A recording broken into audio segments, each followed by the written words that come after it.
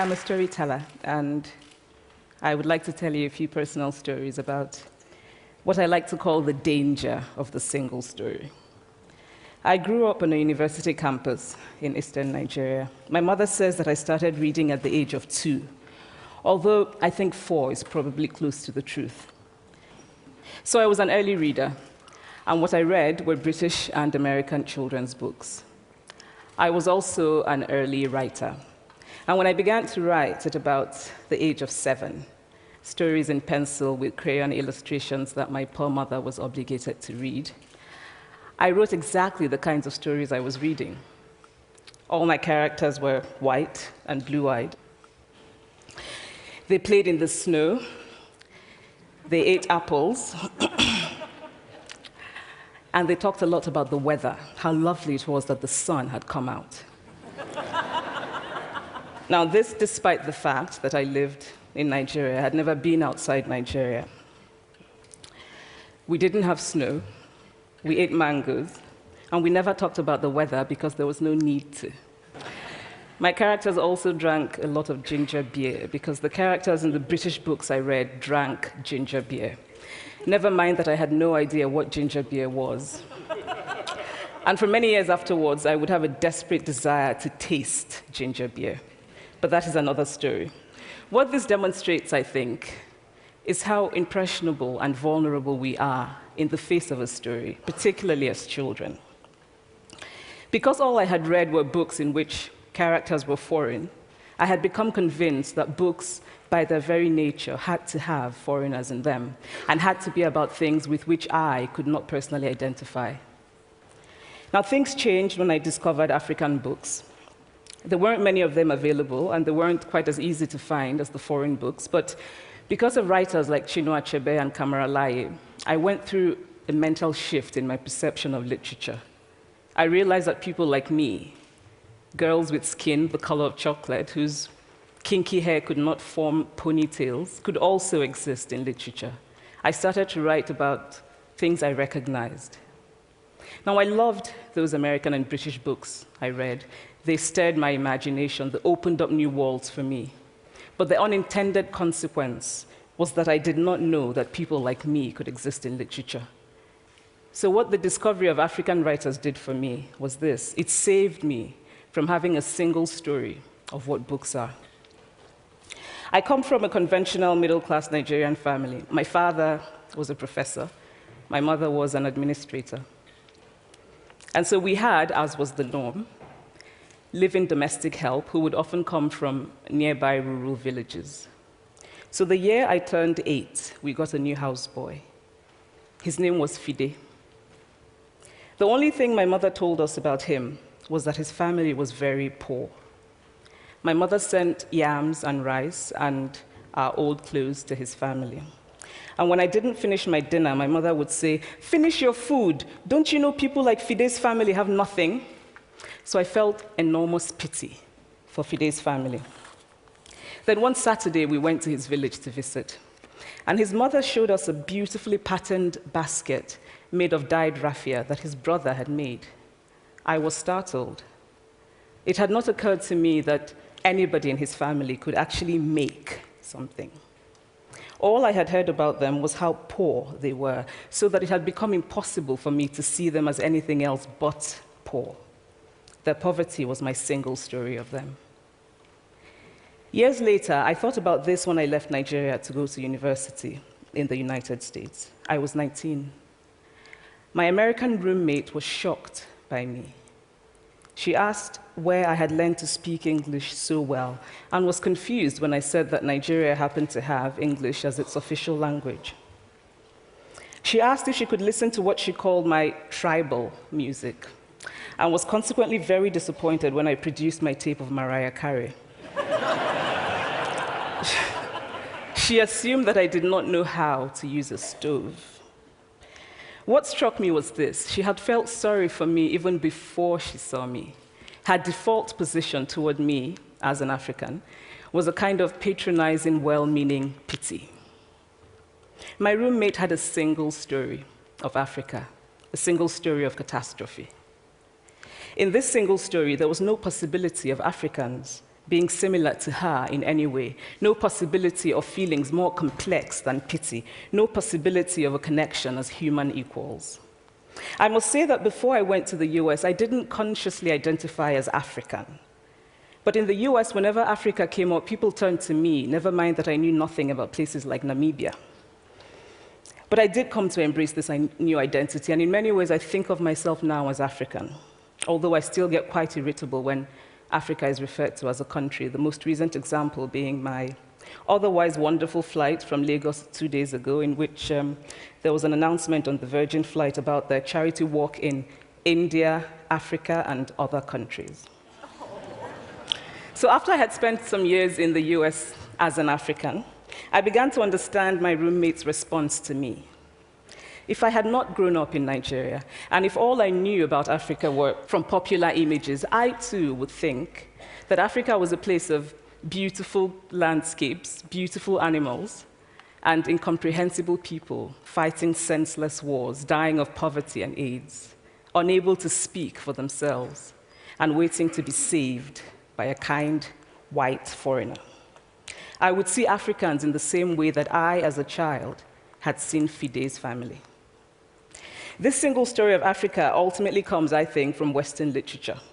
Now, here's a quote from the writing of a London merchant called John Locke, who sailed to West Africa in 1561 and kept a fascinating account of his voyage. After referring to the black Africans as beasts who have no houses, he writes, "They are also people without heads, having their mouths and eyes in their breasts." Now, I've laughed every time I've read this, and one must admire the imagination of John Locke. But what is important about his writing is that it represents the beginning of a tradition of telling African stories in the West, a tradition of sub-Saharan Africa as a place of negatives, of difference, of darkness, of people who, in the words of the wonderful poet Rudyard Kipling, are half devil, half child. And so I began to realize that my American roommate must have, throughout her life, seen and heard different versions of this single story. As had a professor who once told me that my novel was not authentically African. Now, I was quite willing to contend that there were a number of things wrong with the novel, that it had failed in a number of places, but I had not quite imagined that it had failed at achieving something called African authenticity. In fact, I did not know what African authenticity was. The professor told me that my characters were too much like him, an educated and middle-class man. My characters drove cars. They were not starving. Therefore, they were not authentically African. But I must quickly add that I, too, am just as guilty on the question of the single story. A few years ago, I visited Mexico from the US. The political climate in the US at the time was tense, and there were debates going on about immigration. And, as often happens in America, immigration became synonymous with Mexicans. There were endless stories of Mexicans as people who were fleecing the healthcare system, sneaking across the border, being arrested at the border, that sort of thing. I remember walking around on my first day in Guadalajara, watching the people going to work, rolling up tortillas in the marketplace, smoking, laughing. I remember first feeling slight surprise, and then I was overwhelmed with shame. I realized that I had been so immersed in the media coverage of Mexicans that they had become one thing in my mind, the abject immigrant. I had bought into the single story of Mexicans, and I could not have been more ashamed of myself. So that is how to create a single story. Show a people as one thing, as only one thing, over and over again, and that is what they become. It is impossible to talk about the single story without talking about power. There is a word, an Igbo word, that I think about whenever I think about the power structures of the world, and it is nkali. It's a noun that loosely translates to be greater than another. Like our economic and political worlds, stories too are defined by the principle of nkali. How they are told, who tells them, when they are told, how many stories are told, are really dependent on power. Power is the ability not just to tell the story of another person, but to make it the definitive story of that person. The Palestinian poet Mourid Barghouti writes that if you want to dispossess a people, the simplest way to do it is to tell their story and to start with secondly. Start the story with the arrows of the Native Americans and not with the arrival of the British, and you have an entirely different story. Start the story with the failure of the African state and not with the colonial creation of the African state, and you have an entirely different story. I recently spoke at a university where a student told me that it was such a shame that Nigerian men were physical abusers like the father character in my novel. I told him that I had just read a novel called American Psycho, and that it was such a shame that young Americans were serial murderers. Now,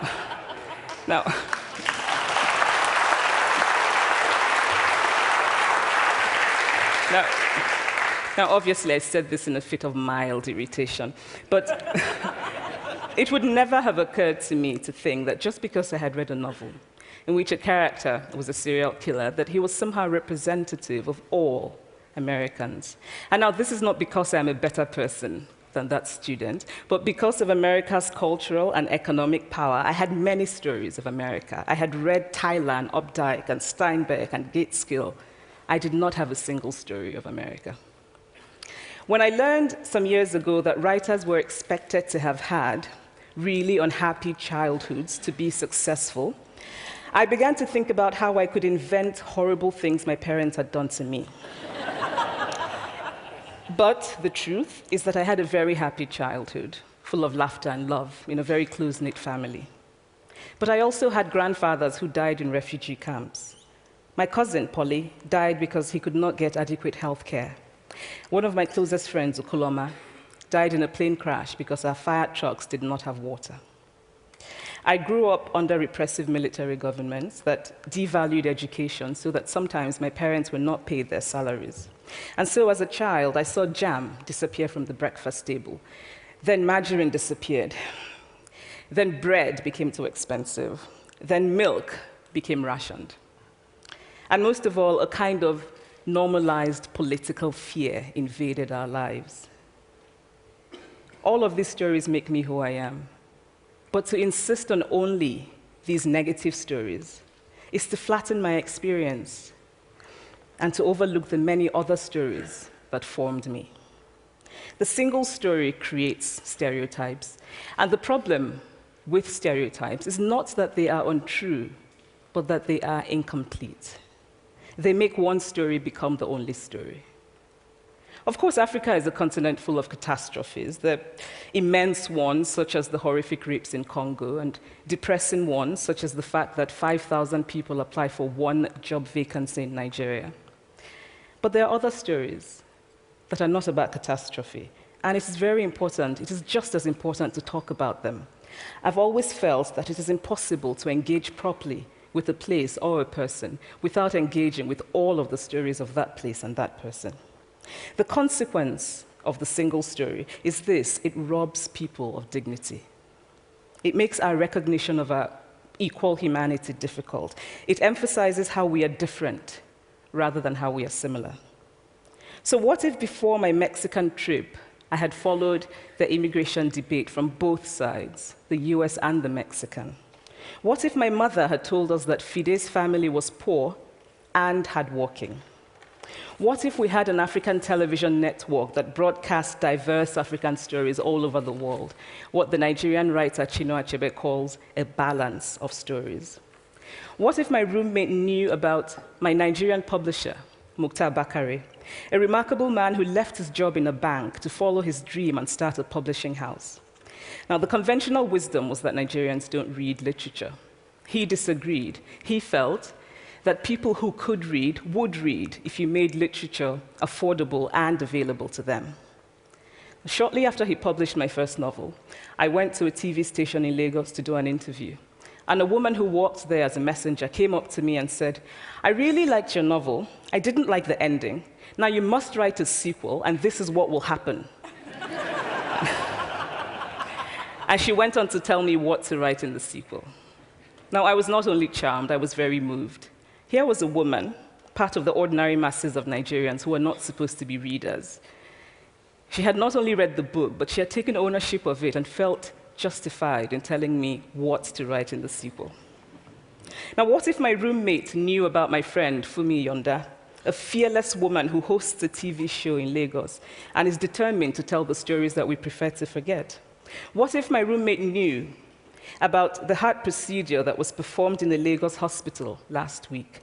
What if my roommate knew about contemporary Nigerian music, talented people singing in English and Pidgin and Igbo and Yoruba and Ijo, mixing influences from Jay-Z to Fela to Bob Marley to their grandfathers? What if my roommate knew about the female lawyer who recently went to court in Nigeria to challenge a ridiculous law that required women to get their husband's consent before renewing their passports? What if my roommate knew about Nollywood, full of innovative people making films despite great technical odds? Films so popular that they really are the best example of Nigerians consuming what they produce. What if my roommate knew about my wonderfully ambitious hair braider who has just started her own business selling hair extensions? Or about the millions of other Nigerians who start businesses and sometimes fail, but continue to nurse ambition?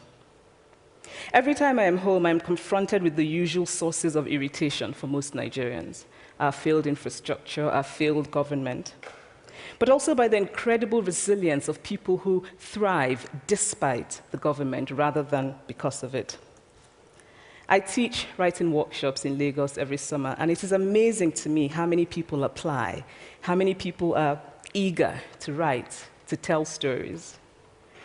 My Nigerian publisher and I have just started a nonprofit called Farafina Trust, and we have big dreams of building libraries and refurbishing libraries that already exist and providing books for state schools that don't have anything in their libraries, and also of organizing lots and lots of workshops on reading and writing for all the people who are eager to tell our many stories. Stories matter. Many stories matter. Stories have been used to dispossess and to malign, but stories can also be used to empower and to humanize. Stories can break the dignity of a people, but stories can also repair that broken dignity. The American writer Alice Walker wrote this about her southern relatives who had moved to the north, and she introduced them to a book about the southern life that they had left behind. They sat around reading the book themselves, listening to me read the book, and a kind of paradise was regained. I would like to end with this thought, that when we reject the single story, when we realize that there is never a single story about any place, we regain a kind of paradise. Thank you.